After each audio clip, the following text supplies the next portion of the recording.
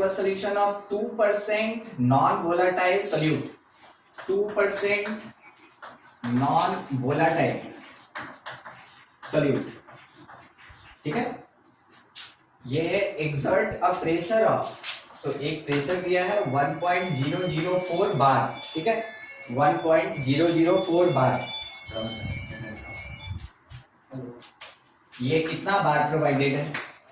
आगे at the normal boiling point of the solvent, तो जो सॉल्वेंट है उसका बॉइलिंग पॉइंट नॉर्मल है, तो मेरे पास सॉल्वेंट के बारे में कुछ नहीं दिया, पूछा मोलर मास ऑफ सोल्यूट कितना होगा, ठीक है, मोलर मास ऑफ सोल्यूट ये पूछा गया कि क्या है। ठीक है, सबसे पहला चीज तो ये प्रेशर, तो अगर प्रेशर का बात करें तो ये प्रेशर ऑफ सोल्यूशन होगा, ठीक है, ये जो प्रेशर दिया है ये प्रेशर ऑफ सोल्यूशन होगा।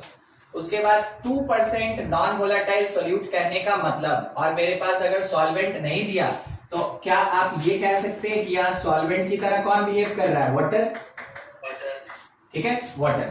अब देखिए क्या लगने वाला है, समझिएगा, पीएस हमको पता है प्रेशर ऑफ द सॉल्यूशन, और पी नॉट हमको पता है।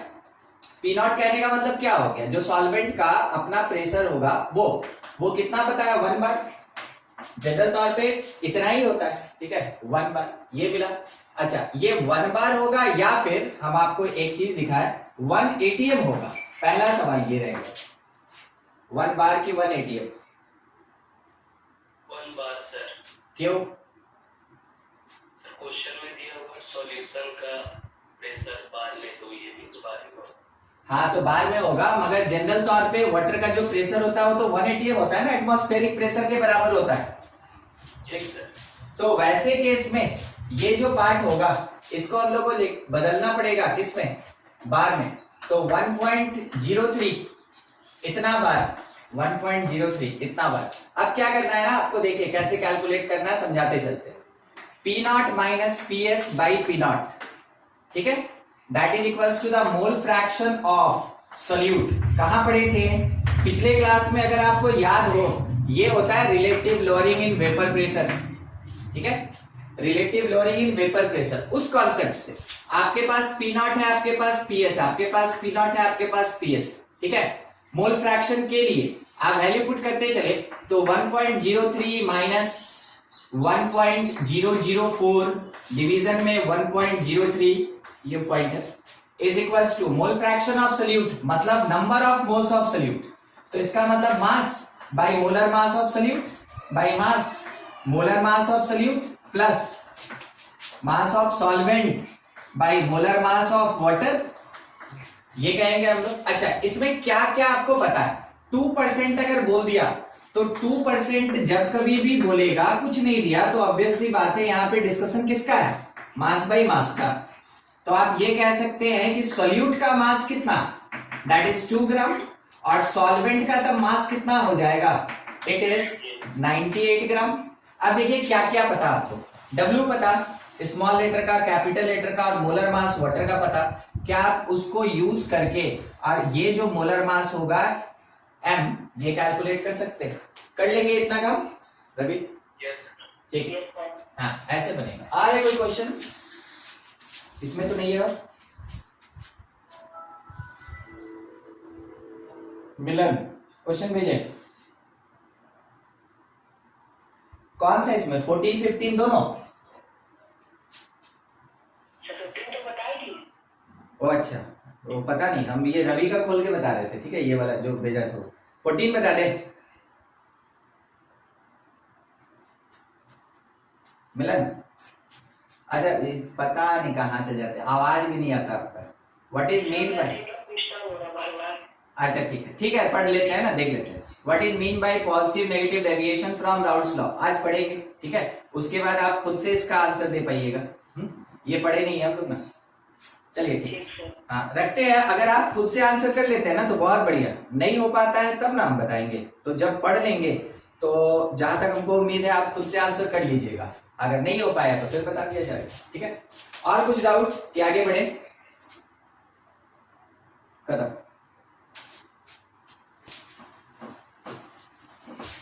जब भी ना सॉल्यूशन के केस में 2 प्रेशर देगा तो हमेशा ध्यान रखिएगा कि वहां पे ना यही लग रहा है, ये relative lowering in vapour pressure.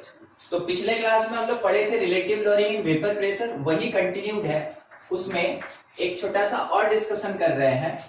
In case of solution of two volatile liquids, ठीक ना, टू वोलेटाइल लिक्विड्स, कैलकुलेशन करना है हमको, calculation of composition in vapour phase, ठीक है। तो देखिए इसमें हम क्या बताना चाहते हैं, पहले थोड़ा वो समझ लिया।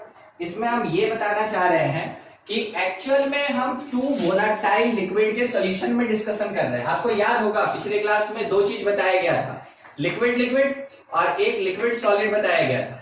तो relative lowering in vapour pressure solid liquid के केस में आता है, ये देखे थे हम लोग। और लिक्विड के लिए क्या होता है, यहाँ डाल्टन्स लॉ भी यूज होता है, डाल्टन्स लॉ पार्शियल प्रेशर, और उसके अकॉर्डिंग हम लोग पढ़े थे कि जो पीएस होगा that is equals to PA plus PB होगा, ठीक है। तो ये ऑलरेडी हम लोग पढ़ चुके हैं अकॉर्डिंग टू राउल्ट्स लॉ। अब क्या करना है कि थोड़ा सा एडिशनल पार्ट है कि दो वोलेटाइल लिक्विड का जो सॉल्यूशन है उसमें वेपर फेज का क्या कॉम्पोजिशन होगा उसका कैलकुलेशन करना है, ठीक है। बात को थोड़ा समझिएगा, क्योंकि आपके सामने जो होगा आप अगर थोड़ा विजुअलाइज करें तो आपको ये चीज समझ में आएगा। देखिए किस स्टेट में बात करना चाहते हैं। पहले मेरा कंटेनर क्लोज है और इसमें क्या है कि दो लिक्विड डाला हुआ है, ठीक है। एक लिक्विड ए कह रहे हैं व्हाइट वाले को, और इसके साथ में एक और लिक्विड है मेरे पास और उसको हम कह रहे हैं बी, ठीक। शायद आपको कलर दिख रहा हो, येलो वाले को बी कहते हैं। अभी दोनों लिक्विड मिलकर सॉल्यूशन बनाया है। थोड़ी देर में क्या होगा, क्योंकि दोनों वोलेटाइल है तो यहाँ पे क्रॉस जो है ये बता रहा है कि वेपर स्टेट में पार्टिकल्स है, ठीक है। और उसके साथ वेपर स्टेट में व्हाइट वाला भी होगा। तो आप ये कह सकते हैं कि यहाँ पे वेपर्स प्रेजेंट है, vapours of A and B, दोनों वोलेटाइल है तो दोनों का वेपर प्रेजेंट होगा। और इस जगह पे ये दोनों कौन से स्टेट में है, लिक्विड स्टेट में, ठीक है। तो देखिए क्या कहना है और कैसे कहना है। अकॉर्डिंग टू राउल्ट्स लॉ हम ये डिक्लेयर करेंगे कि किसी भी एक पर्टिकुलर सब्सटेंस ए का जो पार्शियल प्रेशर होगा दैट इज इक्वल्स टू आप कह सकते हैं P not A into its mole fraction in liquid state, mole fraction in liquid state. ये एक्स ए क्या प्रोवाइड कर रहा है, that is the mole fraction. बस यही चीज पहचानना है कि कौन सा डेटा कौन से स्टेट को बता रहा है, मोल फ्रैक्शन ऑफ सब्सटेंस ए या liquid A in liquid state, ठीक है। ये लिक्विड स्टेट का मोल फ्रैक्शन है उसका एक्स, राउल्ट्स लॉ से ये लिखे। मगर ये सोचिए according to Dalton's law of partial pressure, तो कहां पढ़े हैं, देखिए Dalton's law of partial pressure आप some basic concept of chemistry जो क्लास 11 का फर्स्ट चैप्टर था उसमें पढ़े थे, ठीक है। Dalton's law of partial pressure ध्यान रखिएगा, जो जॉन डाल्टन का डाल्टन्स लॉ होता है, ठीक है, ये ओनली फॉर गैस होता है, ओनली फॉर गैस, ये गैसियस सब्सटेंस के लिए होता है, ठीक है। तो हम लोग के पास यहाँ गैस है कहां, तो ध्यान से देखिए वेपर जो होता है ये तो गैसियस फॉर्म ही होता है, तो वेपर स्टेट के लिए डाल्टन्स लॉ लगेगा और जो लिक्विड स्टेट था वहां पे राउल्ट्स लॉ लगेगा। तो अकॉर्डिंग टू डाल्टन्स लॉ आप क्या लिख सकते हैं कि जो पार्शियल प्रेशर होगा due to A that is equals to total pressure of the solution multiplied by mole fraction of A, ठीक है, इन गैसियस स्टेट। ध्यान रखिएगा इस जगह पे कौन क्या कह रहा है, डिफरेंस देखिए, ये तो सेम है मगर यहां पे उसके प्योर स्टेट का पार्शियल प्रेशर है और यहां पे पूरे सॉल्यूशन का पार्शियल प्रेशर है। ध्यान रखिएगा दोनों चीज, ठीक है।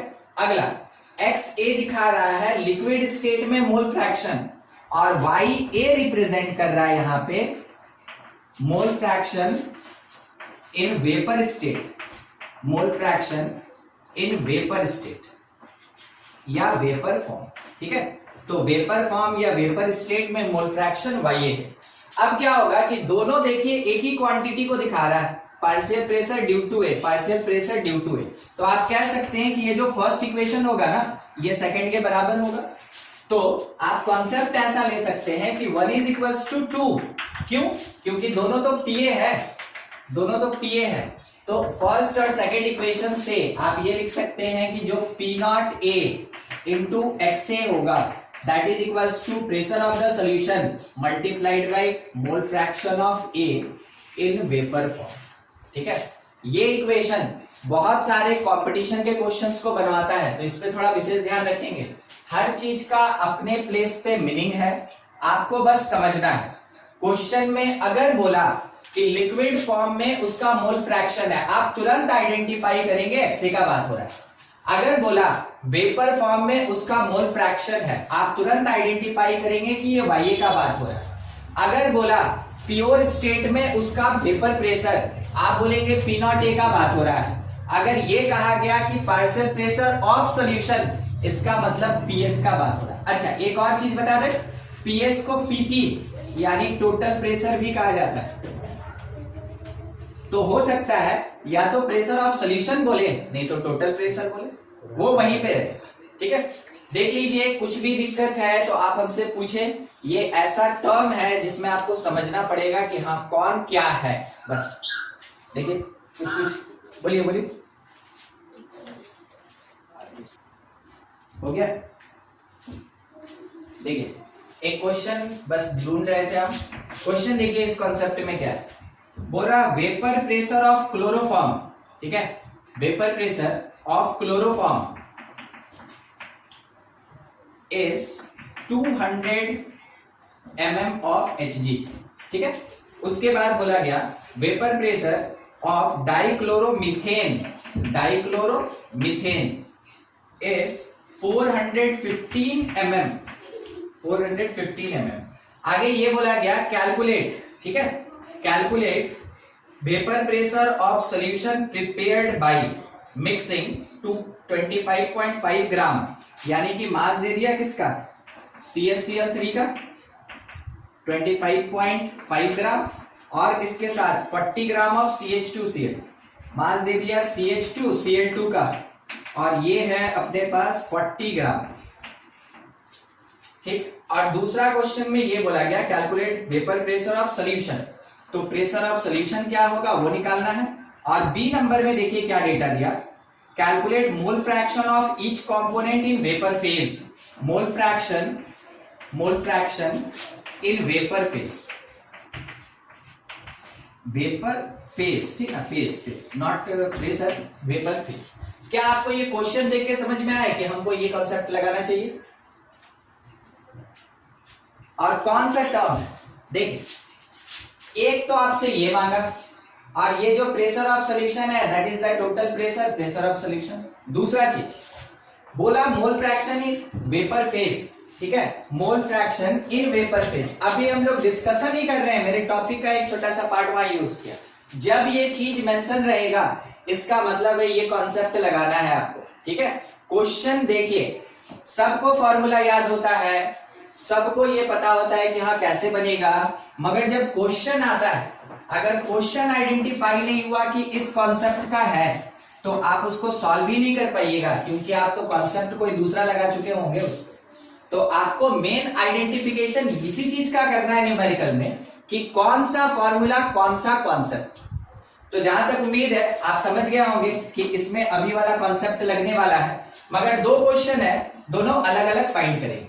देखिए अगर प्रेशर ऑफ CaCl3 बोला ये P नॉट होता है, प्रेशर केवल CH2Cl2 का बोला ये P नॉट होता है। क्वेश्चन नहीं बोलता है कि हम P नॉट है, क्वेश्चन बोलता है कि वेपर प्रेशर ऑफ CaCl3, इसका मतलब उसके प्योर स्टेट में, वेपर प्रेशर ऑफ CH2Cl2 यानी प्योर स्टेट में। आगे बोला pressure of CaCl3 in solution, word सुनिएगा, vapour pressure of CaCl3 in solution, तो वो P देगा। वर्ड को थोड़ा सा अपने में भंजाने का कोशिश कीजिए, तब जाके ये आइडेंटिफाई कर पाएंगे। जहां तक उम्मीद है आप समझ गए होंगे, जितना बताना था वो चीज हो गया। अब आगे का काम, पहला काम ये है, ठीक है। तो देखिए, अगर हम प्रेशर ऑफ सॉल्यूशन निकालना चाहते हैं तो सीधा बोलेंगे कि partial pressure of CH_Cl3 in solution plus partial pressure of CH2Cl2 in solution. तो अगर ये दोनों आ जाए तो PS मिल जाएगा। अब according to routes law CH_Cl3 का is P0 CH_Cl3 और multiplied by the mole fraction of CH_Cl3 in liquid state, ठीक है। तो पहले वाले डेटा में देखिए मास तो दिया ही है ना, तो मास अगर दिया है तो उसका मोल फ्रैक्शन निकाल सकते हैं आप। चलिए सॉल्यूशन के अंदर, तो सॉल्यूशन जो था वो बना था CH_Cl3 और CH2Cl2 के मिलने से। पहला काम, number of moles of CH_Cl3 that is equals to mass 25.5 division में मोलर मास कितना हो जाएगा, तो 35 3 टाइम में कितना बोले, ऐसा ना। अरे 35 3 टाइम में कितना देगा, 12 1 13 135 ना, ठीक है। और 9 105 सॉरी 105, ठीक है। 105 और ये 0.5 भी था, ठीक। तो 0.5 का ये 6.5 हो जाएगा। चलिए ठीक, इसके साथ में 12 जोड़ लीजिए, 12 12 तो 13 सीधा जोड़ लिया जाए C और H का, तो ये कितना आया 119.5 119.5 यही था 119.5, ठीक है। Number of moles of CH2Cl2 तो Cl2 का हो गया कितना 71 और उसके साथ में 12 और 2 14 14, ये कितना 85 तो दिया कितना है 40/85। सबको थोड़ा मैथमेटिकली हम लोग को सॉल्व कर लेना चाहिए अप्रोक्स में कि क्या आएगा नहीं आएगा। तो देख लें, लगभग यहां से इसको हटाएं तो 255 डिवाइडेड बाई, क्योंकि उसके बिना तो वो आएगा नहीं ना, तो इतना कैलकुलेशन करना ही होगा आपको। सीधा डिवीजन कर ले या फिर 5 से कैंसिल करके भी डिवाइड कर सकते हैं। एक तो पॉइंट बिठाना पड़ेगा, बिठा दीजिए, 0 लग गया। कितने टाइम में जाएगा, 2 बार में जाएगा, 22 और 3 25 जा सकता है, 0 18 19 22 23 हाँ जा सकता है, क्यों, ठीक है। तो ये कितना 2 बार में 2390 सॉल्व करते चलिए। अगर कहीं कुछ मिस्टेक होगा जरूर बताइएगा, ठीक है। कैलकुलेशन का बात है और कुछ नहीं। ये इतना आ गया 1 टाइम में, बहुत हो गया 0.21, ठीक। अब इसके लिए कैलकुलेट कर लें 40/85, तो ये 5 से कैंसिल कर लेते हैं तो 8 कितना 1 माइनस 0.21 ना ये मोल फ्रैक्शन नहीं ना है, ये तो मोल्स है, वो गलती नहीं करेंगे। ये मोल फ्रैक्शन नहीं है ना, ये तो मोल्स है, अभी उसको 1 में से माइनस नहीं करेंगे। तो 5 से ऐसे ही लेते हैं ना 8 और नीचे आ गया 17, पॉइंट डाल दिए 0, ठीक है। ये 5 नहीं 4 कितना 68, कितना बच गया यहाँ पे 2 और इस प्लेस पे कितना 1, एक 0 बिठा दिए। लगभग कितने टाइम में जाएगा 7, 119 हो गया 0.47। देखिए जब तक ये आएगा नहीं तो आगे का कैलकुलेशन नहीं होगा, इसलिए आपको निकालना ही पड़ेगा। अप्रॉक्स में चलिए, अप्रॉक्स में दोनों का नंबर ऑफ मोल्स आया। अब मोल फ्रैक्शन निकालेंगे CH_Cl3 का, तो that is equals to the moles 0.21 by total moles 21 plus 0.47 is equals to 0.21 और इसके डिवीजन में 8 6 0.68 ये है।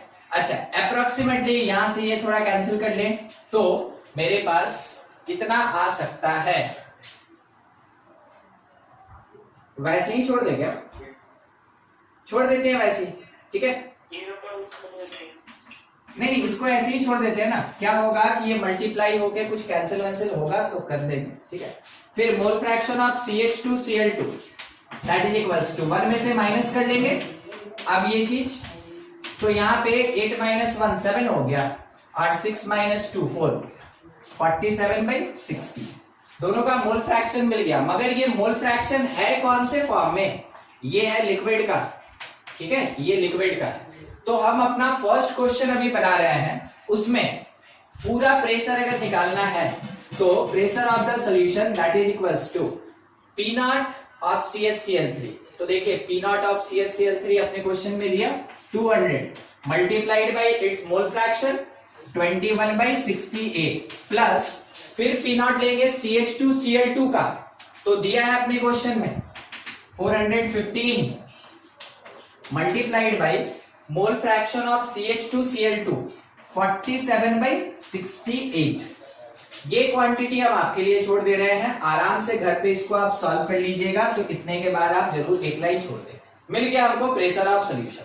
मगर मेरे पास एक छोटा सा दिक्कत भी है, जब तक हम इसको सॉल्व नहीं करेंगे सेकंड क्वेश्चन नहीं बनेगा। तो बना लिया जाए, पूरा सॉल्व कर लिया जाए। क्या बोल रहे थे मिलन?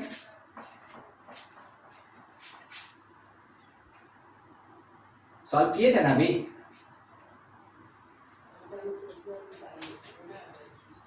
अच्छा नहीं किए थे, कोई नहीं, चलिए पॉइंट डालें। एक जीरो आ गया, कितने टाइम में? लगभग 3 टाइम में। 24 2 और यहाँ 18 2 0, इस प्लेस पे बच गया 6, बाकी सब फिर से एक जीरो आ गया, नहीं जाएगा, आप जीरो डाल दें। इस बार में लगभग 9 टाइम में ये जाएगा, लगभग 9 टाइम में, 9 नहीं 8 टाइम में जाएगा। तो 0.308 ध्यान रखिएगा, 0.308 ये मिला आपको 0.308। तो 200 इंटू 0.308 प्लस 415 इंटू 1 में से माइनस करें तो ये आया 2, इस जगह पे 9 और 9 माइनस 3 6, 0.692। ठीक है, सॉल्व करना ही पड़ेगा क्योंकि उसके बिना अगला नहीं बनेगा। टोटल कितना आ रहा है? 348.6 ना? ठीक है, उतना छोड़ दीजिए। ये मेरा फर्स्ट क्वेश्चन कंप्लीट। वो बोला था कि इसमें से प्रेशर ऑफ सॉल्यूशन बताएं। First question complete. इतना mm ऑफ Hg, इतना mm ऑफ Hg हो जाएगा ये। ठीक है, मगर हमको लग रहा है इतना कम आएगा। आए भाई? ठीक है, आप कैलकुलेट कर लेना, कोई दिक्कत नहीं। ठीक ना, बाकी सबको ये ना अपना देख लीजिएगा, बस ऐसा चाहिए। उसी के बेसिस पे हम दूसरा क्वेश्चन बनाएंगे ना, बी। अब देखिए मेन अपना काम था B, mole fraction in vapour phase. तो मान लीजिए अगर हम बी नंबर के लिए बात करें इन वेपर फेज, इन वेपर फेज, तो अगर वेपर फेज में देखा जाएगा तो कह सकते हैं कि जो P नॉट CHCl3 होगा multiplied by mole fraction in liquid state होगा, that is equals to pressure of solution multiplied by mole fraction of CHCl3 कहां? In vapour form, vapour form. बस, तो आपको समझ में आया कि क्वेश्चन क्या मांग रहा है? y मांग रहा है। चलिए y निकालते हैं। तो मोल फ्रैक्शन CHCl3 का in vapour form that is equals to P naught, दिया है क्वेश्चन में 200 मल्टीप्लाइड बाय x, ऑलरेडी है अपने पास कितना? 0.308, 0.308 और इसके डिवीजन में PS, तो अभी अभी निकला 348.6, 348.6। आप इसको कैलकुलेट करें, वैसे भी देख के क्वांटिटी लग रहा है 1 से कम आएगा। तो ये मिला हमको वेपर फॉर्म में CHCl3 का कितना मोल फ्रैक्शन होगा। उसके बाद आप 1 में से सब्ट्रैक्ट ना करें, आप क्या करें अलग से फिर कैलकुलेट कीजिएगा दूसरा CH2Cl2 का। तरीका यही होता है। देखिए इतना ही क्वेश्चन पूछा मगर आपको कैलकुलेट करना पड़ा और क्या क्या लगाना पड़ा, सुनते चलिएगा। एक तो आपको कंसंट्रेशन टर्म लगाना पड़ा मोल फ्रैक्शन निकालने में, दूसरा राउल्ट्स लॉ लगाना पड़ा, तीसरा आपको यहाँ पे डाल्टन्स लॉ लगाना पड़ा। ठीक है, तो इतना सारा कॉन्सेप्ट मिलके क्वेश्चन मिलेगा आपको न्यूमेरिकल्स में। आपका काम क्या होता है, कभी ऐसा क्वेश्चन देख के घबराइए नहीं, जो बोला पार्ट बाई पार्ट कलेक्ट करते चलिए। जैसे कि हमसे ये चीज बोला, मास दिया, मेरे दिमाग में आया कि प्रेशर का बात है, हम फॉर्मूला लिखे, हमको दिखा क्या दिया है और क्या चाहिए तो क्या निकलेगा। ठीक है, मेन आपको ऐसे ही कलेक्शन करना है, धीरे धीरे चलिए, आराम से बनेगा क्वेश्चन। ठीक है, नोट कीजिए इसको, एप्लीकेशन सीखते चलिए। एप्लीकेशन देखिए, क्वेश्चन ये है, A solution contain two liquids A and B. Solution के अंदर दो लिक्विड है A और B. ठीक. The vapor pressure of solution is 400 mm. Vapor pressure of solution is 400 mm of Hg. ठीक है. In the vapor phase, mole fraction of A is 0.45. सुनिएगा. In vapor phase, mole fraction of A is 0.45. X दिया है कि Y दिया है? Y. Vapour phase बोला ना, तो उसको याद ही कर लीजिए कि वेपर फेज में मोल फ्रैक्शन को Y बोलेंगे. Mole fraction 0.45. तो शायद आप आगे, और in liquid phase mole fraction of B is 0.35. In liquid phase mole fraction of B क्या है? X है, 0.35. ठीक है, B का. Calculate vapour pressure of pure liquid A and B. Calculate vapour pressure of pure liquid A and B. क्या निकालना है हमको? P नॉट A और P नॉट B. एकदम सही. P नॉट A चाहिए कि क्या होगा, और P नॉट B चाहिए कि क्या होगा. उसका जो स्टेटमेंट है, उसका जो वर्डिंग है ना, उसको कन्वर्ट करना है हमको अपने नोटेशन. जो नोटेशनल फॉर्म में हम कन्वर्ट कर लिए, हमको पता चल गया क्या लगना है. अच्छा, बोला कि लिक्विड केवल दो ही चीज कंटेन कर रहा है, तो सोचिएगा, अगर वो लिक्विड फॉर्म में भी है तो A के साथ केवल B है. तो अगर ये मेरे पास 0.35 है, सॉरी ये B 0.35 मोल फ्रैक्शन, तो ऑब्वियस सी बात है ये 65 होगा. अच्छा, यहाँ पे अपने वेपर फॉर्म में भी अगर है तो दोनों प्रेजेंट, उसके अलावे और कोई नहीं है. तो वेपर फॉर्म में अगर बोल रहा है कि मोल फ्रैक्शन A का 0.45 है, तो हम कह सकते हैं इसके अलावे तो केवल B बचा, और वो कितना होगा? 55. समझे आप इस बात को?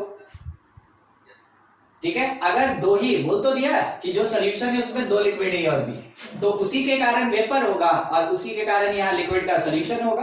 तो वेपर फॉर्म में भी मोल फ्रैक्शन, लिक्विड फॉर्म में भी मोल फ्रैक्शन. ठीक है, दीज आर X. ठीक.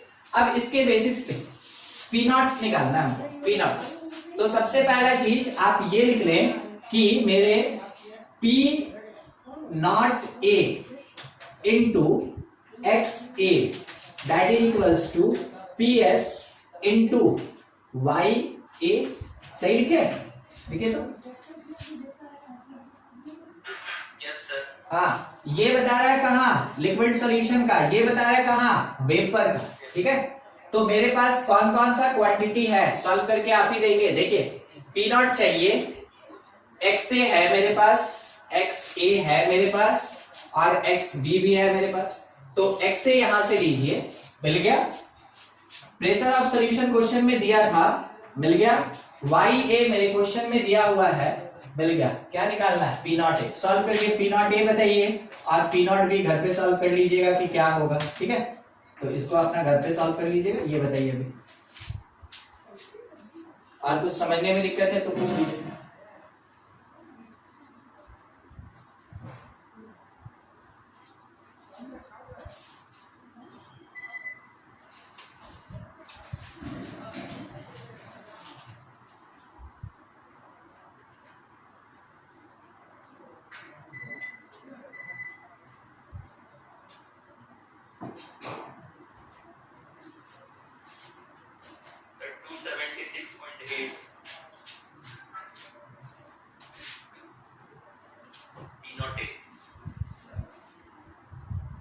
हाँ, ठीक. दूसरा निकाल लीजिएगा अपने से. ठीक है. अच्छा, एक क्वेश्चन में बस ये पूछना चाहते हैं कि आप इसको बनाएंगे कैसे, उसके बाद इसको छोड़ दिया जाएगा, आप सॉल्व कर लीजिएगा, कोई बड़ा बात नहीं है, मगर था. हाँ, देखिए क्या बोल रहा है. Two liquids X and Y. ठीक है. On mixing form ideal solution at 30 degree centigrade. At 30 degree centigrade, the vapor pressure of solution containing 3 moles X, number of moles of X is 3, and 1 mole of Y, number of moles of Y 1, is 550 mm. ऐसे case में pressure of solution 550 mm है Hg का. ठीक है. आगे बोला गया but when 4 moles of X and 1 mole of Y are mixed, number of moles of X 4, number of moles of Y 1. So the vapor pressure of solution is 560. Vapor pressure of solution is 560 mm of Hg. Calculate vapor pressure of pure liquids X and Y. तो पूछा P not X और पूछा P not Y क्या हो, ठीक है। देखिए जब कभी भी आपको ऐसे सॉल्यूशन का दो डिफरेंट कॉम्पोजिशन के साथ दो डिफरेंट प्रेशर प्रोवाइड करे, इसका मीनिंग ये होता है, इसका मीनिंग ये हुआ कि दो इक्वेशन बनेगा। ध्यान रखिएगा, two equations form. Question identify करने का तरीका यही है, दो कंडीशन, प्रेशर का भी मोल्स का भी, ठीक है। दो इक्वेशन दिया, दोनों इक्वेशन के बेसिस पे आप क्या करेंगे कि P नॉट एक्स और P नॉट वाई का दो इक्वेशन बनाएंगे और जैसे लीनियर इक्वेशन सॉल्व करते हैं ना वैसे कैलकुलेट करेंगे। मीनिंग ये हुआ ना कि PS जो है वो P naught X into mole fraction of X होगा plus P naught Y into mole fraction of Y होगा। तो इसमें से PS दिया, कितना दिया 550 पहले केस में, that is equals to P naught x चाहिए था हमको, छोड़ दिए। मोल फ्रैक्शन ऑफ एक्स यहां से देख के आप चाहे तो निकाल सकते हैं, 3/4 मीन्स 0.75 या 3/4 रहने दीजिए, प्लस P नॉट वाई हमको चाहिए into mole fraction of y, तो 1/4 बन गया एक इक्वेशन, इसको आप कह रहे हैं फर्स्ट इक्वेशन। उसके बाद सेकंड केस देखिए, ये बना था इसके बेसिस पे, ठीक है। तो अब सेकंड केस, सॉरी ये डायरेक्शन थोड़ा गलत, यहां जाएगा। अब इसके बेसिस पे pressure 560 that is equals to P naught x और यहां का मोल फ्रैक्शन कितना 4/5 प्लस P नॉट वाई और यहां का मोल फ्रैक्शन कितना 1/5। ये इक्वेशन नंबर 2। क्या आप यहां से दो इक्वेशन सॉल्व करके P नॉट एक्स और वाई नहीं कैलकुलेट कर सकते? वही चीज बोले, दो कंडीशन दिया तो दो इक्वेशन फॉर्म्ड होगा, अननोन भी मेरा दो है, तो जैसे मैथमेटिक्स का लीनियर इक्वेशन सॉल्व करते हैं वैसे सॉल्व करके यहां से P नॉट एक्स और वाई कैलकुलेट करेंगे। नोट कर लें आप इसको और सॉल्व कर लीजिएगा घर पे। ऐसा क्वेश्चन मिलेगा आपको इसमें, जैसे बोलिए, क्यों नहीं बना सकते? वैसे P not x into x of x mole fraction of x is equal to pressure of solution into y of x। नहीं तो y है नहीं ना मेरे पास। मतलब आप कहना चाह रहे हैं कि अभी जो कॉम्पोजिशन वाला पड़े वही ना? Yes sir. नहीं तो यहाँ पे तो अपने पास है नहीं ना, मतलब वेपर फॉर्म में क्या होगा मोल फ्रैक्शन वो दिया ही नहीं है। वेपर फॉर्म में कहाँ दिया क्वेश्चन? लिक्विड, इसीलिए लिख देते लिक्विड एक्स और वाई का डेटा दिया है। क्वेश्चन क्या कह रहा है, अगर आप एक बार इस टेम्परेचर पे 3 मोल लेते हैं एक्स का, 1 मोल लेते हैं वाई का, ठीक है, तो जाके प्रेशर इतना होगा, एक कंडीशन खत्म। उसके बाद फिर जब आप 4 मोल लेंगे एक्स का और 1 मोल लेंगे वाई का, तो प्रेशर इतना होगा। तो बताना है आपको, दो कंडीशन, तो बताना है आपको कि P नॉट एक्स कितना होगा, P नॉट, समझे? दो कंडीशन लगा। हाँ, दोनों लिक्विड स्टेट का ही। न्यूमेरिकल्स बाकी है अभी उस पे। देखिए नेक्स्ट कॉन्सेप्ट अपना जो है वो आइडियल सॉल्यूशन। आइडियल सॉल्यूशन इस पे बात कर रहे हैं, ठीक है। तो आइडियल के बाद नॉन आइडियल भी पढ़ेंगे। तो किसको बोलेंगे आइडियल सॉल्यूशन, ठीक है, देखते चलिएगा। कंडीशन क्या क्या होता है, तो if solution follow Raoult's law, सबसे ज्यादा इसेंशियल कंडीशन यही है कि राउल्स लॉ को फॉलो करना चाहिए। तो अगर राउल्स लॉ को फॉलो करेगा इसका मतलब क्या हुआ? इसका मतलब ये हुआ कि अगर सॉल्यूशन में if solution contain A and B, binary solution है, A और B को मिला के एक सॉल्यूशन बनाया गया। अगर वो बाइनरी सॉल्यूशन है जिसमें दो ही कंपोनेंट A और B है, तो वैसे केस में PA means partial pressure due to A, that is equals to P naught A into mole fraction of A satisfied करना चाहिए. Partial pressure due to B, that is P naught B into mole fraction of B satisfied करना चाहिए. साथ ही साथ एक और चीज करना चाहिए कि जो प्रेशर ऑफ सोल्यूशन होगा, पार्शियल प्रेशर ऑफ सोल्यूशन होगा, that should exactly equal to the sum of the partial pressure due to A and partial pressure due to B. अगर इन तीनों कंडीशन को फुलफिल किया, इसका मतलब है कि राउट्स लॉ को ओबे कर रहा है, उसको फॉलो कर रहा है. जो सॉल्यूशन राउट्स लॉ को ओबे करेगा, फॉलो करेगा, उसको हम लोग बोलते हैं आइडियल सॉल्यूशन. तो आइडियल होने के लिए पहला कंडीशन है कि वो राउट्स लॉ को जरूर फॉलो करे. ठीक है. दूसरा कंडीशन ये होता है कि जो डेल एच है, del H reaction, that should be zero. Del H reaction should be equal to zero. इसका मतलब क्या हुआ? इसका मतलब ये हुआ that is ideal solution does not contain change in heat during या after reaction. इस छोटे से चीज का मीनिंग यही. ठीक है. अगर रिएक्शन हो रहा है या रिएक्शन हो चुका है तो उसमें हीट का चेंज नहीं होना चाहिए. मतलब क्या हुआ?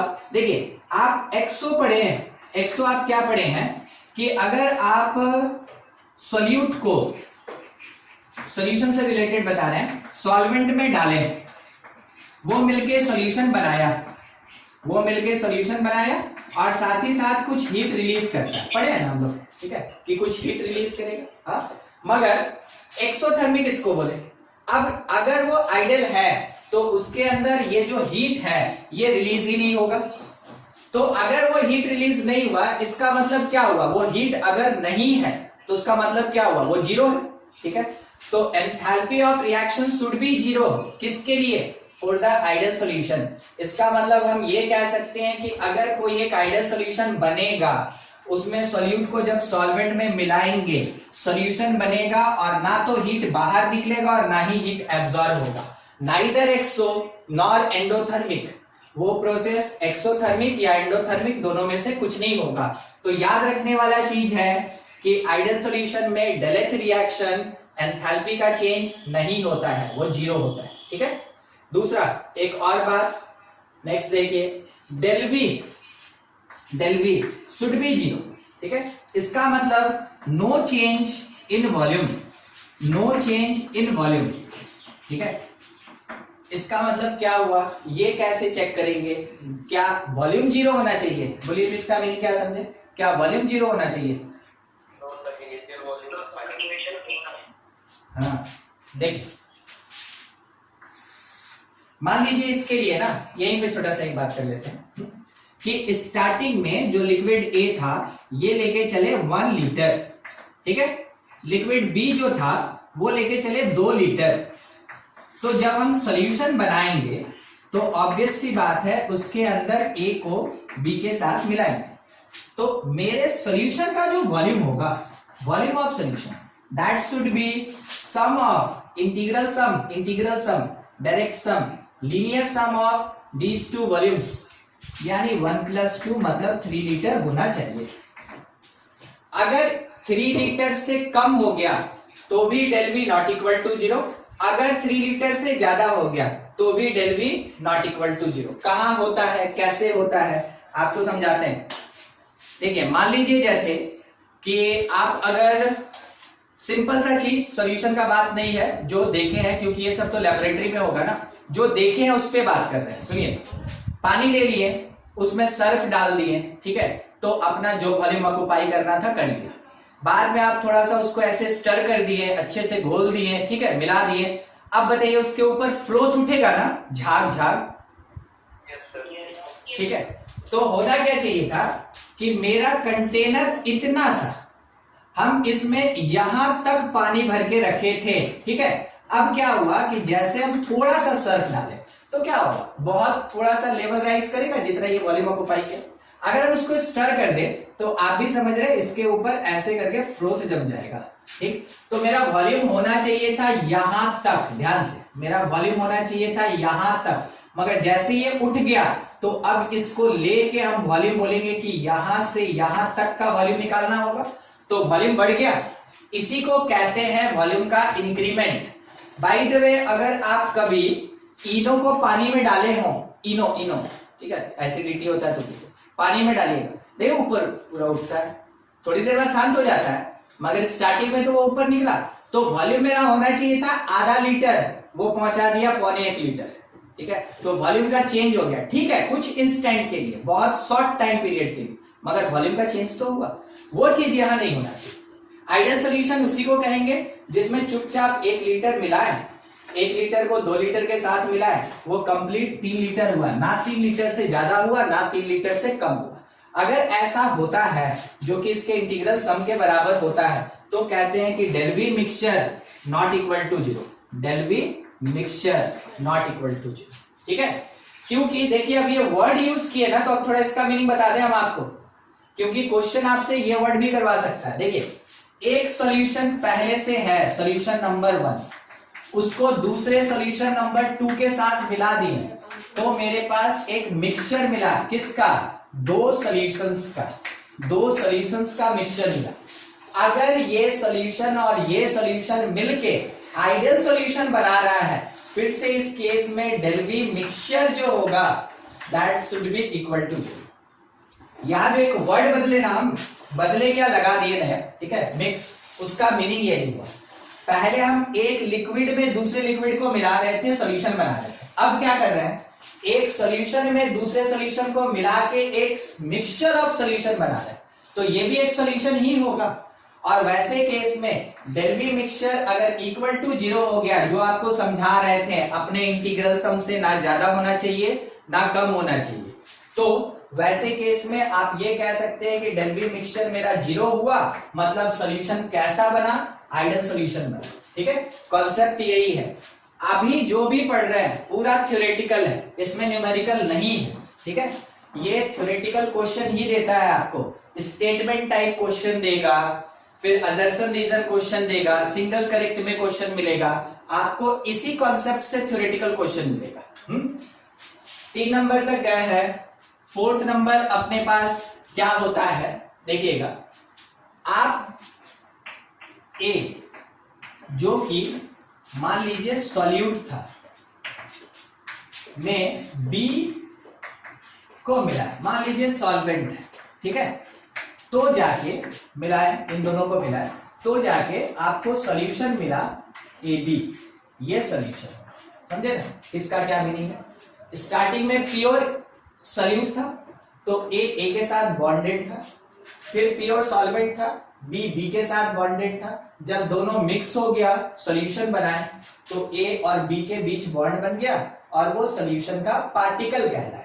ठीक है, तो देखिए यहां पे क्या काम कर रहा है, ई ए, ये क्या बता रहा है? ये बता रहा है फोर्स ऑफ इंटरैक्शन या अट्रैक्शन। ठीक है, force of interaction between A, E B B is the force of B is force of interaction between B, ठीक है, और EAB ये बता रहा है force of interaction in solution between A and B। ठीक है, अब क्या होता है कि जब कभी भी अपने पास आइडियल सॉल्यूशन होगा, ठीक है, जब भी अपने पास आइडियल सॉल्यूशन होगा, ये सारा बराबर होना चाहिए। तो कैसे बराबर होगा? इसका मीनिंग ये हुआ कि जो E A B that is equals to E A और प्लस ई बी बी, और ये 2 टाइम्स होना चाहिए। ठीक है, ई ए प्लस ई बी बी किसके बराबर? 2 टाइम ई ए बी के बराबर। ठीक है, 2 टाइम ई ए बी के बराबर। आप ऐसे भी कह सकते हैं इस चीज को, ठीक है, कि इन सम टाइम कभी कभार आपको ऐसे प्रोवाइडेड भी रहेगा, जो force of interaction between A and A है that is equals to the force of interaction between A B, जो force of interaction between B and B है that is equals to the force of interaction between A B.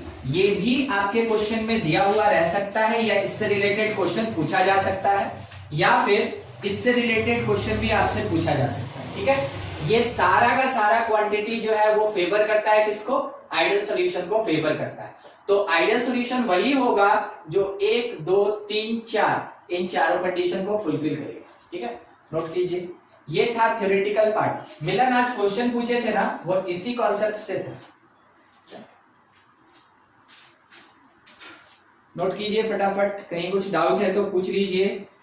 Theory है, अगर कहीं कोई दिक्कत है, कोई टर्म नहीं समझ में आएगा जरूर पूछेंगे। आइडियल सॉल्यूशन के लिए भी ना वो ग्राफ काम करता है, ध्यान दीजिएगा। ठीक है, तो आइडियल सॉल्यूशन के लिए ग्राफ कैसा होता है उस पर बात कर रहे हैं।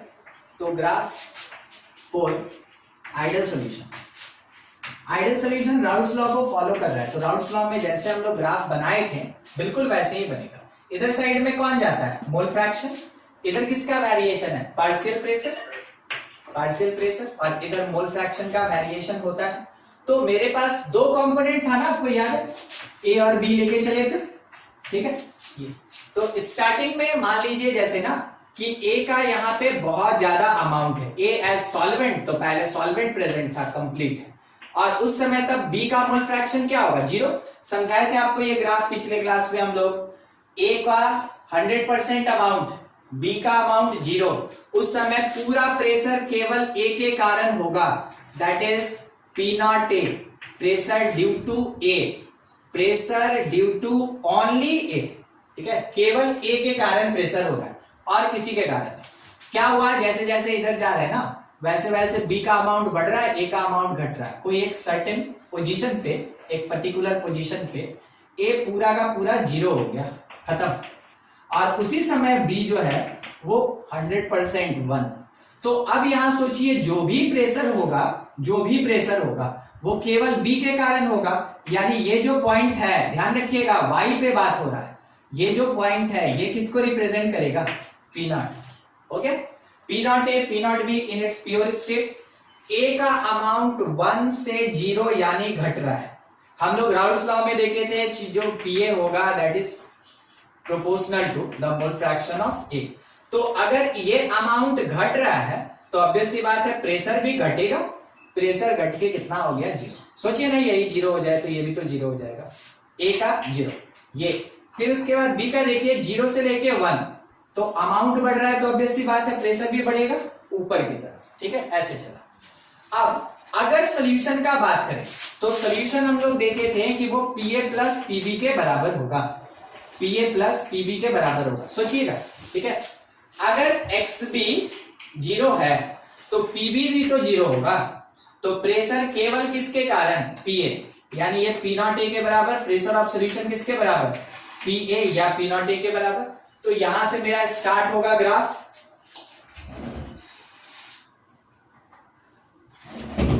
यहां से मेरा ग्राफ स्टार्ट होगा। ठीक है, अब थोड़ा यहां पे आइए, इस जगह पे अगर हम प्रेशर में देखें तो ए का अमाउंट 0, तो ये PA 0, तो प्रेशर ऑफ सॉल्यूशन किसके बराबर? P0 B, यानी प्रेशर ऑफ सॉल्यूशन इसके बराबर होगा इस पॉइंट पे। तो देखिए चला यहां से पहुंचा यहां, ग्राफ ऐसे आएगा, समझे? ग्राफ इस तरीके से आएगा। अब कौन किसका ग्राफ? आड़ा टेढ़ा जैसा दिखे है ये सब स्ट्रेट लाइन। ये है प्रेशर ऑफ सॉल्यूशन जो A प्लस B के बराबर होगा एग्जैक्टली। कोई बताएगा ये क्या है? ये B। तो हम ये कह सकते हैं कि PB that is equals to ये शायद P0 B into mole fraction of B है। ये किसका है? ये A का, तो PA that is equals to P0 A into mole fraction of A होगा, सब स्ट्रेट लाइन होगा। तो स्ट्रेट लाइन ग्राफ किसके केस में बनता है? स्ट्रेट लाइन ग्राफ केवल आइडियल सॉल्यूशन के केस में बनता है। जैसे ये नॉन आइडियल होगा, ये अपना स्ट्रेट लाइन नेचर छोड़ देगा, कोई दूसरा नेचर रखेगा। देखिए अब हमको उसी पे डिग्री करना है। तो यहां तक आप समझ गए होंगे। ग्राफ में किसी को कोई दिक्कत है? नहीं, ठीक। नेक्स्ट डील कर रहे हैं non ideal solution, non ideal solution. ठीक है, तो देखिए आइडल का अगर फॉलो नहीं किया तो नॉन आइडल हो जाएगा। तो आप इसको दो पार्ट में डिवाइड कर सकते हैं, ध्यान रखिएगा। एक होता है पॉजिटिव डेविएशन फ्रॉम आइडियलिटी और एक होता है नेगेटिव डेविएशन। ये दो पार्ट में डिवाइडेड है, एक पॉजिटिव डेविएशन और एक नेगेटिव डेविएशन। ठीक है, दोनों के लिए अलग अलग से ग्राफ के साथ देखते चलेंगे। बाकी सब चीज आप अभी तक समझ गए, डेल एच क्या, डेल वी क्या, ठीक है, फोर्स ऑफ इंटरैक्शन क्या होता है। अब हमको केवल लिस्टिंग करना है और ज्यादा कुछ नहीं। तो नॉन आइडल अगर सॉल्यूशन है, पहले आप उसको देखें। 2 नंबर में मेरे पास नॉन आइडल है, नॉन आइडल सॉल्यूशन। तो देखिए क्या क्या कंडीशन फॉलो करेगा, फुलफिल करेगा। सबसे पहला बोलिए, डेल वी मिक्सचर 0 की not equal to 0, not equal to 0। ठीक है, दूसरा इसी में del H mixture positive negative या फिर 0,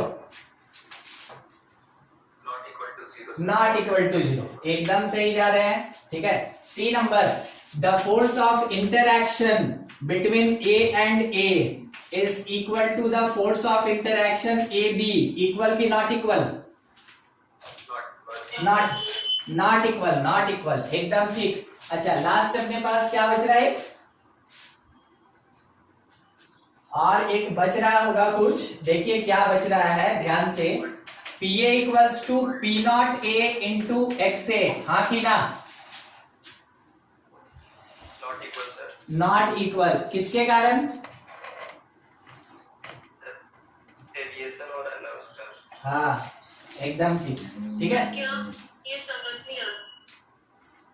कौन सा, बी वाला, ये वाला ना, यस सर। हाँ ठीक। देखिए राउल्ट्स लॉ का कहना था कि pressure due to A that is equals to P not A into mole fraction of A होगा, राउल्ट्स लॉ का।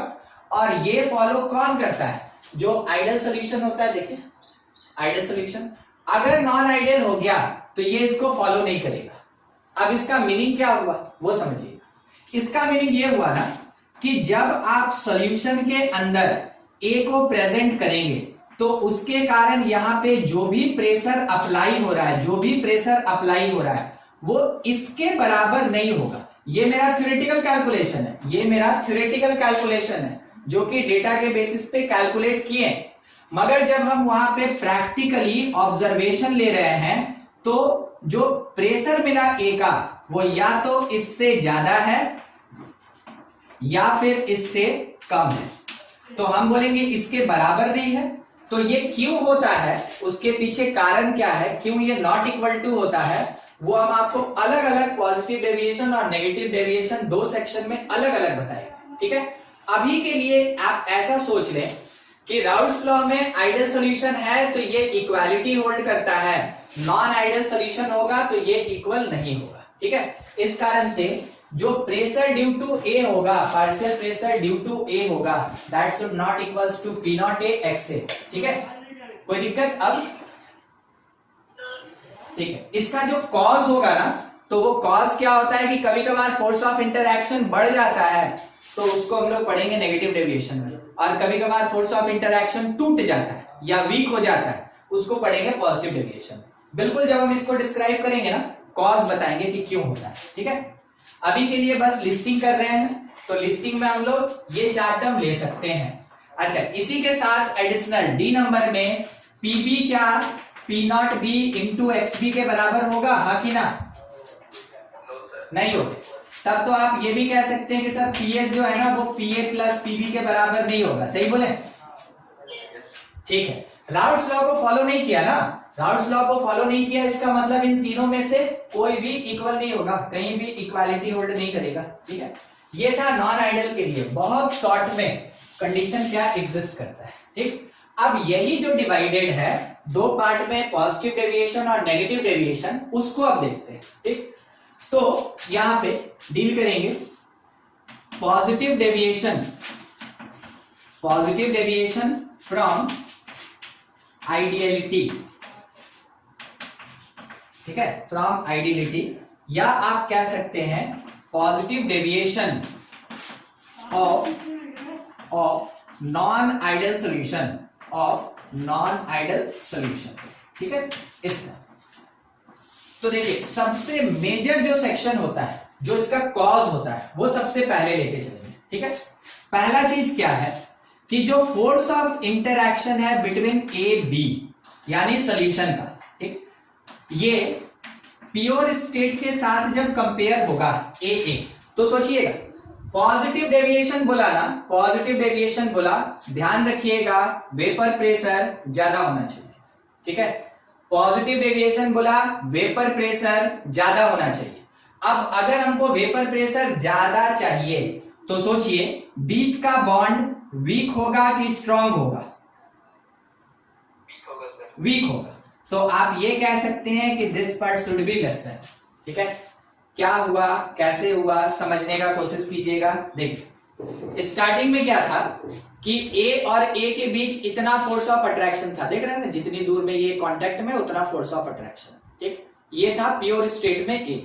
जैसे सॉल्यूशन में गया तो अब बॉन्ड इतना रह गया, तो जितना ओवरलैप करेगा उसी को ना आप बोलिएगा कि बॉन्डिंग करने के लिए वो रिस्पॉन्सिबल है। तो बताइए पहले केस से दूसरे केस में बॉन्ड वीक हुआ कि स्ट्रांग हुआ? वीक हुआ। अगर बॉन्ड वीक हो गया तो थोड़ा सा टेम्परेचर मिलेगा, ये बॉन्ड टूट जाएगा, और बॉन्ड अगर टूटा तो वो वेपर में कन्वर्ट हो जाएगा। बस यही कॉन्सेप्ट है। बॉन्ड अगर वीक होगा, ज्यादा वेपर बनाएगा, तो हमको एक्सपेक्टेड है कि सॉल्यूशन मेरा ज्यादा वेपर बनाएगा, तो हम क्या बोलेंगे कि सॉल्यूशन में ए और बी के बीच का जो बॉन्ड होगा is weaker than A and A in pure state is weaker than B and B in its pure state. यानी कि सॉल्यूशन का जो मॉलिक्यूल्स का फोर्स ऑफ इंटरैक्शन है वो प्योर स्टेट ए और बी से कम होगा। इसका मतलब क्या हो गया? It means more vapour pressure. इसका मतलब है वो ज्यादा से ज्यादा वेपर्स क्रिएट करेगा या फिर ज्यादा से ज्यादा वेपर प्रेशर एक्सर्ट करेगा। बस इसका यही मीनिंग है। तो ध्यान रखिएगा पॉजिटिव डेविएशन मतलब ज्यादा वेपर चाहिए, वही सोच के हर चीज करेंगे, ठीक है। बी नंबर कंडीशन क्या है कि जो डेल एच होगा, ठीक है, डेल एच जो होगा मिक्सचर, तो जीरो के साथ कैसा, पॉजिटिव कि नेगेटिव, ठीक, उसमें आपको ज्यादा सोचना नहीं है, ठीक है। हम आपको क्वेश्चन बनाने का तरीका समझा रहे हैं। पॉजिटिव बोला ना, ये ग्रेटर हो, बस अब पॉजिटिव वर्ड को पकड़ लीजिए। एक ही जगह होता है जहां पे लेस होता है, कौन? फोर्स ऑफ इंटरैक्शन, क्योंकि वेपर प्रेशर के साथ force of interaction inversely proportional होता है। इस कारण से अगर हम वेपर प्रेशर बढ़ाना चाहते हैं तो फोर्स ऑफ इंटरैक्शन घटाना होगा। बस यही थोड़ा सा है ना उल्टा होता है, बाकी सब पॉजिटिव होगा, बाकी सब पॉजिटिव होगा, यानी ग्रेटर होगा। Del H mixture greater than zero. बोलिए एक्सो की एंडो, नहीं एंडो पॉजिटिव होता है ना, एंडो पॉजिटिव होता है ना। जब भी एंडोथर्मिक होगा तो वैसे केस में क्या होता है, हीट एब्जॉर्ब होता है, और जब हीट एब्जॉर्ब होगा तब डेल एच जो है ये पॉजिटिव होता है, समझे ना। तो डेल एच अगर ग्रेटर देन जीरो है मतलब पूरा प्रोसेस कैसा हो रहा है, एंडो। समझिएगा कैसे हो रहा है, क्या हो रहा है, सुनिएगा फिर से एक बार उस चीज को समझा रहे। पहले मेरा बॉन्ड इतना बड़ा था, ठीक है, अब क्या हुआ, ये स्टेबल है, ये अभी स्टेबल है क्योंकि फोर्स काफी स्ट्रांग है। अब जैसे जैसे ये हीट एब्जॉर्ब करते गया वैसे वैसे स्टेबिलिटी घटेगा, तो वीक कैसा होगा, बॉन्ड कैसा होगा, वीक होगा। फिर से सुनेंगे। स्टार्टिंग में फोर्स ऑफ इंटरैक्शन बहुत ज्यादा था, ये काफी ज्यादा स्टेबल था। धीरे धीरे ये हीट एब्जॉर्ब किया तो अनस्टेबल हो रहा है और बॉन्ड इसका वीक होता जा रहा है, ठीक है। कॉन्सेप्ट यही कहता है। तो जैसे जैसे ये आगे बढ़ा, ठीक है, ये हीट को एब्जॉर्ब कर रहा है, और हीट को अगर एब्जॉर्ब करेगा तो वैसे केस में del H mixture greater than zero. इसका मतलब आप ये भी कह सकते हैं कि जो डेल एच मिक्सचर होगा दैट इज पॉजिटिव। आप ऐसे भी कह सकते हैं। समझ में जहां नहीं आएगा जरूर पूछिएगा, जहां तक हो सक रहा हम आपको बताते चल रहे हैं, उसके बाद भी दिक्कत होगा जरूर पूछिएगा। चलिए ठीक है। नेक्स्ट डेल वी, इसका हम आंसर अभी अभी आपको दे के आए हैं, ठीक है। डेल वी मिक्सचर, बोलिए पॉजिटिव नेगेटिव, कैसा, पॉजिटिव, ये भी ग्रेटर देन 0 और ये भी आप कह सकते हैं कि पॉजिटिव होगा। हम आपको बोले ना, अभी हम आपको आंसर दे के आए हैं, बस याद कीजिएगा। देखिए क्या बोले थे, ऐसा, फिर बोले हीट एब्जॉर्ब करेगा ऐसे। तो आपको नहीं लग रहा है कि एरिया बढ़ गया? ठीक है, अगर इसका एरिया बढ़ गया तो ऑब्वियस सी बात है वॉल्यूम भी बढ़ेगा, 3 डायमेंशनल फिगर है। तो हम लोग सिंपल सा चीज बात कर रहे हैं। अभी देखिए वॉल्यूम इसका कम था, ये यहां तक आएगा, ऑब्वियस सी बात है वॉल्यूम बढ़ गया, ये पॉजिटिव हो गया। तो वॉल्यूम बढ़ने का मतलब क्या हुआ कि आप अगर किसी एक कंटेनर के अंदर एकदम लबालब भर के रखे हैं और उसमें अगर आप दूसरे सॉल्यूट को डालेंगे, बोलिए बाहर गिरेगा कि नहीं गिरेगा?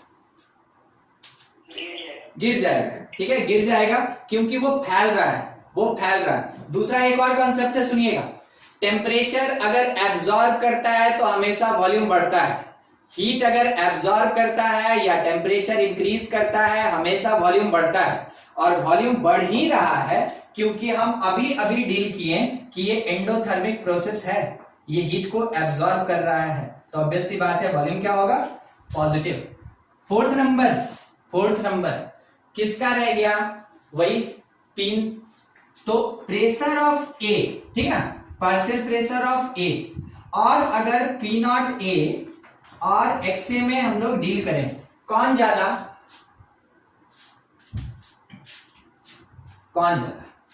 ये ज्यादा कि ये ज्यादा? नहीं आंसर, ये ज्यादा। अब आपको मीनिंग समझा दे कौन क्या है, तो आप आंसर देने लायक हो जाइएगा। सुनिए, जब भी आप पी नॉट ए इंटू एक्सए निकालते हैं, ध्यान रखिएगा इस बात का, ये थ्योरेटिकल होता है, ये थ्योरेटिकल होता है। थ्योरेटिकल कहने का मतलब वो पेन पेपर पे जो कैलकुलेशन होता है उसका एक्चुअल एक्सपेरिमेंट से कोई लेना देना नहीं होता है। ये थ्योरेटिकल कैलकुलेशन होता है, ठीक है, थ्योरेटिकल कैलकुलेशन होता है, दोनों उसी में लग गया है, ध्यान रखिएगा। हाँ, अच्छा, अगर पी ए है, ये ऑब्जर्वेशन है, ये जो पी ए है, जो पार्शियल प्रेशर ड्यू टू ए है, ये ऑब्जर्वेबल है, ये ऑब्जर्वेबल डेटा होता है, या आप कह सकते हैं ये एक्सपेरिमेंटल डेटा होता है, ये एक्सपेरिमेंटल डेटा होता है। अगर मेरा थ्योरेटिकल कैलकुलेशन ऑब्जर्वेबल डेटा के साथ इक्वल हो गया then the solution is ideal, ठीक है। अगर वो इक्वल नहीं हुआ then the solution is non ideal, ठीक। अगर कहीं वो ज्यादा हो गया पॉजिटिव, नॉन आइडल में पॉजिटिव डेविएशन, नॉन आइडल में पॉजिटिव डेविएशन, तो कौन बढ़ा? मेरा प्रैक्टिकल ऑब्जर्वेशन, मेरा ऑब्जर्वेबल डेटा बढ़ा। किससे बढ़ा? मेरे थ्योरेटिकल कैलकुलेशन से। मीनिंग नहीं समझे? मीनिंग ये होता है ना, आप कभी कभार सुने होंगे कि जो एक्सप्लोसिव होता है उसका एक्सपेरिमेंट किया जाता है, ठीक है, उसको कहीं लगा के देखा जाता है वाकई में ये इतना ज्यादा मतलब एक्सप्लोजन कर सकता है कि नहीं, कहां तक इसका इफेक्ट जाएगा, उसका एक थ्योरेटिकल कैलकुलेशन होता है। आदमी सोच लेता है कि देखो क्या होगा कि 50 मीटर तक इसका इफेक्ट जाएगा, और जब वो लगा के उसको फोड़ा, एक्सप्लोड किया, पता चला 100 मीटर तक हिला के रख दिया, ठीक है, तो वो क्या बोलेगा? मेरे प्रैक्टिकल कैलकुलेशन और मेरे थ्योरेटिकल कैलकुलेशन दोनों का डेटा डिफर किया, दोनों का डेटा अगर डिफर किया then it is non ideal, ठीक है। और उसमें जितना सोचे थे 50, जितना कैलकुलेट किए थे 50, उससे ज्यादा पे इफेक्ट आया, 100 पे इफेक्ट आया था, आप सुने थे, उससे ज्यादा पे इफेक्ट आया, तो कौन बढ़ गया? मेरा ऑब्जर्वेशन का डेटा बढ़ गया। किससे बढ़ गया? मेरे थ्योरेटिकल कैलकुलेशन से बढ़ गया। इसका मतलब कौन से टाइप का deviation? It is positive deviation. Clear हुआ? किसी को दिक्कत इसमें? ठीक है, अगर नहीं है तो बहुत बढ़िया, और अगर है तो आप जरूर पूछ लें, ठीक है। बी के लिए भी बस यही बात लिखना है, कोई नया चीज है नहीं। तो ये था अपने पास पॉजिटिव डेविएशन, ठीक है। इसके बाद इसमें एग्जांपल देते हैं कि क्यों होता है। अभी तक तो आप सुन रहे थे, सीख रहे थे क्या होता है, कैसे होता है। नोट कीजिए, थोड़ा जल्दी जल्दी खत्म किया जाए, आगे पीछे नहीं जाएगा। जो पीएस होगा ना, that is PA plus PB, ठीक है। देखिए अब आप ये लिखे ना, अब इसके बाद मेरा देखिएगा लिखने का तरीका। PS is greater than P not A X A plus P not B X B. अगर ये लिखना पड़े ना तो ऐसे लिखेंगे, PS तो PA प्लस PB के बराबर ही होगा, क्योंकि PS अपना इंडिपेंडेंटली डिफाइन नहीं होता है, कैलकुलेट नहीं होता है, ठीक है। मगर आपको ये पता है कि PA तो इससे ज्यादा है और PB भी इससे ज्यादा है, तो PS जब निकालेंगे तो वो इससे ज्यादा होगा। जब ऐसे लिखेंगे तो ग्रेटर, और जब PA प्लस PB लिखेंगे इक्वल, ठीक ना। आप मेंशन कर लीजिएगा इसको, जब पूछे हैं तो फिर यहाँ पे मेंशन भी कर लीजिएगा लास्ट में, ताकि कोई कंफ्यूजन ना रहे। देखिए थोड़ा सा समझाना चाह रहे हैं इथेनॉल। हाँ, इथेनॉल कैसा, C2H5OH, C2H5OH, ठीक है ऐसा। उसके बाद एसीटोन, CH3COCH3 इज एसीटोन, एक पार्टिकल और एक और पार्टिकल CH3COCH3। थोड़ा जल्दी खत्म किया जाए इसको। अच्छा, इथेनॉल के बीच में क्या होता है ना कि एक फोर्स ऑफ इंटरैक्शन लगता है, आप जानते हैं इसको कहते हैं हाइड्रोजन बॉन्ड, ठीक है। ये हाइड्रोजन बॉन्ड बनाता है, मगर यहां पे कोई हाइड्रोजन बॉन्ड नहीं होता, यहाँ पे नो हाइड्रोजन बॉन्ड, यहाँ पे नहीं होता है, यहाँ हाइड्रोजन बॉन्ड नहीं होता, ठीक है। अगर हाइड्रोजन बॉन्ड नहीं हुआ तो इसको तो कोई लेना देना नहीं है। मान लीजिए ये जो है ना मेरा B की तरह बिहेव कर रहा है, और मान लीजिए ये मेरा A की तरह बिहेव कर रहा है, ठीक है। अब दोनों को मिक्स किए, जब हम A को B के साथ मिक्स किए और मेरा सोल्यूशन AB बना, उस समय का हम बात कर रहे हैं, ठीक है। उस समय का हम बात कर रहे हैं। क्या हुआ कि इसके बीच में ये आके बैठ गया, इसके बीच में ये आके बैठ गया, ठीक है ना। A और B मिल गया आपस में, तो क्या था कि C2H5OH और फिर CH3, तो इसको हम ऐसे लिखें C2H6CO, ठीक है, C2H6 और CO, बस ऐसे। CO से ना कीटोन पता चलता है, ऐसे रहने दीजिए। फिर मेरा कौन आया, C2H5OH। अब देखिए जो इसका हाइड्रोजन बॉन्ड था वो इसके प्रेजेंस के कारण अब वीक हो गया, दूर चला गया, तो ऑब्वियस सी बात है वीक हो गया। अगर ये वीक हो गया, वीक फोर्स ऑफ इंटरैक्शन, अगर वीक फोर्स ऑफ इंटरैक्शन है तो ऑब्वियस सी बात है, आप अभी तक समझ गए होंगे, ए फुलफिल हो गया, ज्यादा से ज्यादा वेपर क्रिएट करेगा, ठीक है। दूसरा देखिए क्या हुआ, ये ऐसे फैला, इसके बीच में ये आके बैठा, यानी ये बॉन्ड वीक किया गया होगा। तो कैसे बॉन्ड वीक होता है, हमेशा बॉन्ड का नेचर आप समझिएगा कि प्लास्टिक को गर्म कर रहे हैं, प्लास्टिक जो पॉलिथीन ही होता है उसको गर्म कर रहे हैं, गर्म करेंगे तो वो क्या होगा, लंबा होता जाएगा। लंबा अगर होता जाएगा तो बॉन्ड का स्ट्रेंथ वीक होता जाएगा, वो कम होता जाएगा, स्ट्रेंथ कम होता जाएगा। तो जैसे यहाँ पे फोर्स कम हुआ वैसे ही बॉन्ड कम हुआ और वो एनर्जी एब्जॉर्ब किया, तो डेविच मिक्सचर पॉजिटिव। दूसरा आप देख रहे हैं C2H5 कितना नजदीक क्लोज था, अभी कितना दूर चला गया, दूर गया मतलब डेल्वी मिक्सचर मेरा पॉजिटिव, ठीक है। तीसरा बात ये जो है, ठीक, तो हम कैलकुलेट किए इसके लिए P0 अलग से, तो वो बिल्कुल इस हाइड्रोजन बॉन्ड के कारण कम आया, ठीक है। P0A इंटू XA मेरा कम आया, किससे, अपने प्रैक्टिकल डेटा से। तो ये तो इस कारण से हो रहा है ना क्योंकि वीक फोर्स ऑफ इंटरैक्शन है। तो ये एक एग्जांपल है कि जब कभी भी C2H5OH के साथ एसीटोन को मिलाते हैं तो जो सॉल्यूशन बनता है ये पॉजिटिव डेविएशन शो करता है, ये पॉजिटिव डेविएशन शो करता है, ठीक है। अच्छा, एक और थोड़ा सा आप समझेंगे, मान लीजिए बेंजीन के साथ एसीटोन मिला दें, हम आपसे बस पूछना चाहते हैं, ठीक ना, बेंजीन के साथ अगर एसीटोन मिला दें होगा कि नहीं होगा, एग्जांपल से होगा, ठीक है। पॉजिटिव डेविएशन, ये और ये आपस में फोर्स ऑफ इंटरैक्शन करेगा। कौन सा फोर्स ऑफ इंटरैक्शन करेगा पता है, ये सिंपल वेंडरवाल फोर्स लगाएगा, ठीक है। तो वेंडरवाल फोर्स जो होता है वीकेस्ट फोर्स होता है, दोनों का दोनों नॉन पोलर नेचर का है, कोई बॉन्ड नहीं बनना। मगर एक चीज समझिएगा,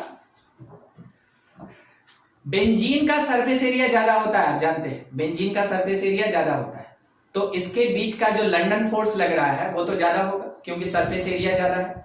मगर इसके साथ देखिए क्या हुआ, बीच में आके एसीटोन बैठ गया। अब बोलिए क्या सरफेस एरिया ज्यादा होगा? शायद आपको नहीं दिख रहा है। अब क्या सरफेस एरिया ज्यादा होगा इस पहले वाले का? नहीं, सरफेस एरिया घट गया। इसका मतलब क्या हुआ? वैंडरवाल फोर्स घट गया, वैंडरवाल फोर्स घट गया, वैंडरवाल फोर्स घट गया। हमको बस इसी से मतलब था कि फोर्स ऑफ इंटरैक्शन कम हो जाए, ठीक है, फोर्स ऑफ इंटरैक्शन कम हो गया, इस कारण से कैसा? Positive deviation. हम केवल यहां आपको समझा रहे थे, बाकी आप अपने बुक में से देख लेंगे और कुछ एग्जांपल्स होगा, तो कम से कम इसका 3 एग्जांपल याद रखिएगा। डायरेक्ट क्वेश्चन आता है कि give any 3 examples of solution showing positive deviation from Raoult's law, ठीक है, या फ्रॉम आइडियलिटी, ये भी रहता है। अच्छा, उसका ग्राफ थोड़ा बता दें आप, ये आपको समझा रहे थे, नोट करने लायक। ये टर्म है एग्जांपल में, ये टर्म है, आपको ग्राफ बता रहे हैं, खत्म किया जाए फिर आपका क्लास भी है। देखिए ग्राफ, ज्यादा बड़ा कुछ नहीं सोचना, ठीक है, डेटा सब वही रहेगा। एक्स ए मेरा 1 है और मोल फ्रैक्शन बी का 0, यहां कहीं पे मोल फ्रैक्शन मेरे ए का 0 है और मोल फ्रैक्शन बी का 1। जैसा बनाए थे वैसे ही लेके चलेंगे। ये पी नॉट ए है और इस जगह पे मेरे पास पी नॉट बी है। एक्सपेक्टेड था कि ये ऐसे आएगा एकदम स्ट्रेट लाइन, मगर पॉजिटिव के लिए ध्यान रखिएगा ये ऐसे आएगा, ठीक है, घूम के। एक्सपेक्टेड था कि बी का ऐसे जाएगा स्ट्रेट लाइन, मगर वो इस तरीके से ऐसे ऊपर ऊपर ऊपर की तरफ ऐसे कर बनाएगा। पॉजिटिव है, ऊपर की तरफ कर बनाएगा, ठीक है, ये ऊपर से घूम के जाएगा।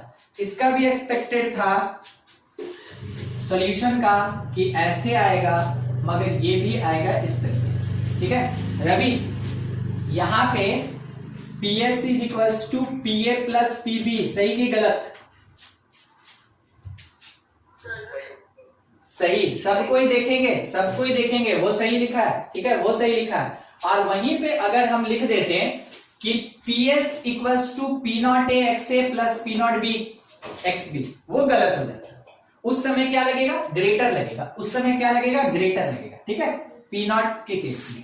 अच्छा, यहां पे हम क्या लिखें देखिएगा, यहां लिखें कि जो P A है that is greater than P not A X A, सही कि गलत? यहां इस लाइन, इस लाइन, ये सेम वैसे इसका बी के लिए भी लिख लेंगे, बिल्कुल ठीक। तो ये था मेरा पॉजिटिव डेविएशन, उससे रिलेटेड ग्राफ। क्या होगा? और ये वाला बी का है ना, वही ना, वही हम थोड़ा सा देखना चाह रहे थे। अच्छा ठीक है, ए से बी बनाने में ज्यादा नहीं, इसे गोल गोल दो तो घुमा दीजिए। हाँ हाँ, बी होगा, बी होगा, ठीक ना, इसको ठीक कर लीजिएगा। चलिए ठीक, मेन यही था कॉन्सेप्ट। तो पॉजिटिव डेविएशन खत्म हो गया।